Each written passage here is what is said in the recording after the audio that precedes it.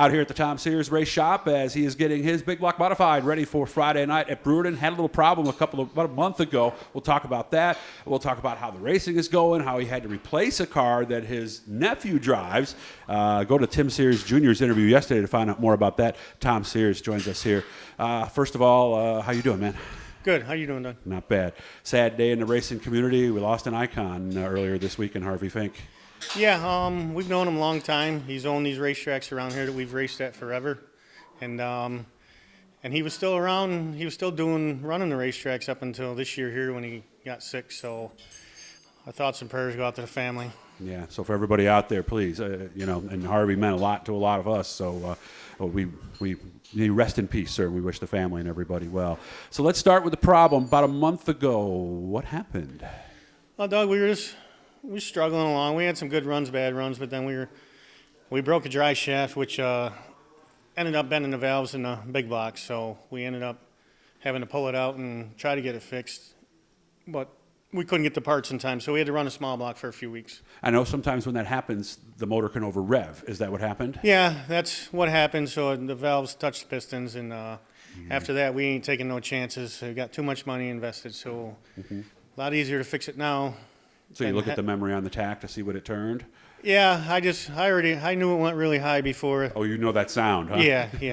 Yeah, that's higher than it should be. So. Yeah, I knew we were in trouble before we had to look at anything. Now, what was the damage? Ended up bending all the valves. All of them? Quite a few of them, so we just replaced them all in the spring, so we didn't have. Hopefully, we have no more problems throughout the year. Obviously, we have to look at the pistons too, because the valves didn't bend without the pistons hitting them. Yes, all that stuff turned out good. So it was just top end we had to go through, and we got it back. And the first night we finished second, and then last week we finished eighth. So we're okay. Okay, so the car's fine, engine's fine, Tom Sears is fine. Yeah, it just I think Tom Sears in the car, we're struggling a little bit more than we'd like to right now. How so? Because you got a second place in there, though. Yeah, but I think just like that, we're having trouble towards the end of the races, and we're not a little bit different than we were a couple years ago. We were really hooked up good, and we won races. We could be in the top 5 all the time, and we're really struggling to get there right now. And I saw a lot of people that were top 5, top 10 in that first half, and then about lap 20, 25, I noticed, and they're out of the top 10. What happens at Brewerton when the race keeps going? Well, right now at Brewerton, we were wearing out our right rear tires. We are chunking them, and so if you don't take care of it in the beginning, if there's a lot of good racing left at the end, you're going to be in trouble right now with your right rear tire. So if anything, kind of almost, you can't lay back. You don't want to start 5th and be 10th after 5 laps, right? Well, that's the biggest problem right now with these cars. As good as the cars are right now, there's no more waiting around. Because if somebody gets to the front and you can't catch them, the tire does you no good anyway. That's right. And if they don't get a yellow, if there's a yellow on lap 10 and then they go the last 25, and you laid back, you'll be lucky to race up to 6th. Right. Is that what happened Friday? No. Or are we just no good? We hung around 5th and 8th all night. We were just we were okay, but we just couldn't go no. We couldn't advance, and we just struggled a little bit on throttle. Okay. How tough was it watching your nephew wreck your car last? Not this past Saturday, guys, but the past Saturday at Fulton. How tough was that? It's when something like that happens, you get nervous. But when all the safety equipment and the cars that are being built, Bicknell builds a really good car, and we all use the safety equipment, and I think that has come a long way since I've been restarted. And I don't get too nervous too much anymore over stuff like that. Well, obviously we're nervous about the money and the time it was going to take to fix that. Yeah, but that's all just work, and he was fine. So, and then just getting the sponsors together and making sure that we can get something back together is the biggest thing, You going to Lebanon Valley Saturday? Me, no. I'll stay home. My kid's running the Sportsman, so I stay with him. Okay. All right. So 2 races just as a crew chief on Yes. Saturday for only 1 car for a change, right? Yeah. Instead of 2. So how is Brett doing? He's further ahead than I thought he was going to be. Really? Well, he's won a bunch of races, hasn't he? He's won a bunch of races in the novice, and they moved him up a few weeks ago. Oh, they did? Okay. And he's already won a couple heat races in the regular Sportsman and Seriously? stuff. So. Wow.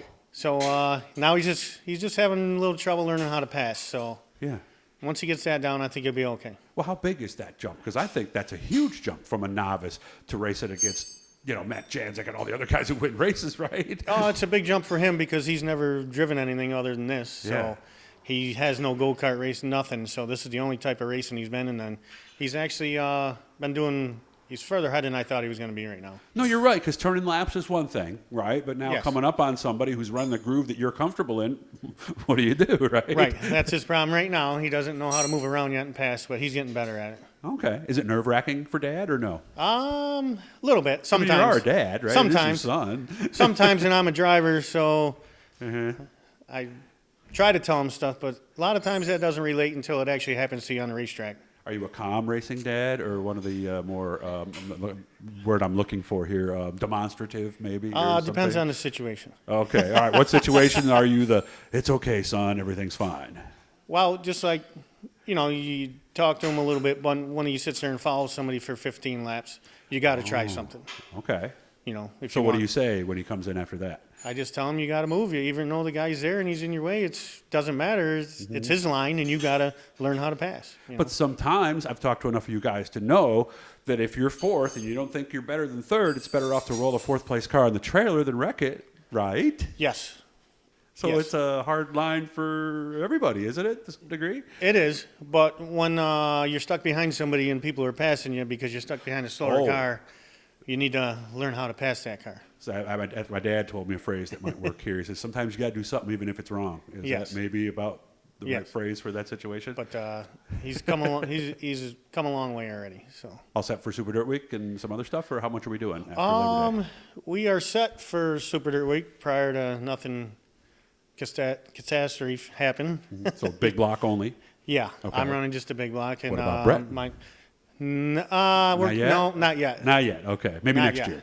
I'm going to let him try to maybe a couple races at the end of the year and see how it goes. Okay, because let's be honest, any of those sportsman races after Labor Day, you got an all-star field, man. Yes. So Yes, and he doesn't have enough experience yet, but the only way to get experience is the racing. So that's true. So thanks for making time for me, man. I appreciate it. You guys getting us on Thursday. Hit the blue it'll subscribe you, let you know every time we're talking to somebody. I hope you guys have a nice worry-free weekend. No over revving the motors. No getting the cars upside down. Nothing like that. Okay. you got it, Doug. Have a good weekend, man. I'll see you later.